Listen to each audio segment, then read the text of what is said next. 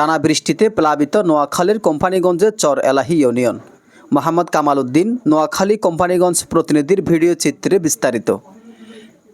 নোয়াখালীর কোম্পানিগঞ্জ উপজেলার দক্ষিণ অঞ্চলের ৮ নং চর এলাহি ইউনিয়নের অন্তত ৬টি ওয়ার্ড টানা ৩ দিনের অতিরিক্ত বৃষ্টিপাত ও জলাবদ্ধতার কারণে পানির নিচে তলিয়ে গেছে।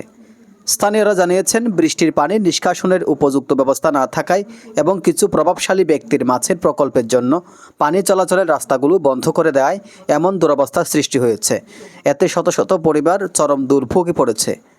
প্লাবনের ফলে ক্ষতি হয়েছে চর এলাহি ইউনিয়নের একাধিক সরকারি প্রাথমিক বিদ্যালয় ও জুনিয়র হাই স্কুল, মসজিদ, মাদ্রাসা, মাছের ঘের, মুরগির খামার, কৃষিজমি, শত শত ঘরবাড়ি, পাকা রাস্তা ও অন্যান্য অবকাঠামো।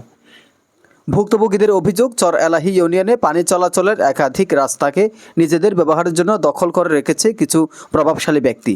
ফলে বর্ষা মৌসুমে স্বাভাবিক বৃষ্টিতেও পানি জমে ভয়াবহ জলাবদ্ধতার সৃষ্টি হয়। একজন স্থানীয় বাসিন্দা বলেন, প্রতিবার একটু বৃষ্টি হলে আমাদের ঘরবাড়ি পানিতে তলিয়ে যায়।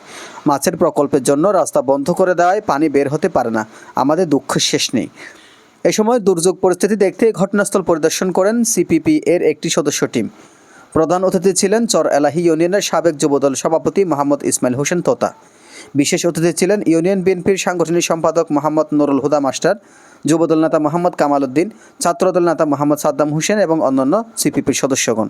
স্থানীয়রা উপজেলা নির্বাহী কর্মকর্তা এবং ওয়াসাবা স্থানীয় প্রশাসনের ঊর্ধ্বতন কর্মকর্তাদের দৃষ্টি আকর্ষণ করে বলেন, আমাদের জীবন বাঁচাতে হলে দ্রুত পানি নিষ্কাশনের জন্য রাস্তাগুলো পরিষ্কার করতে হবে।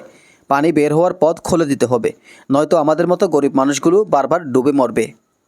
এজান নিজামুদ্দিন, ডেস্ক রিপোর্ট।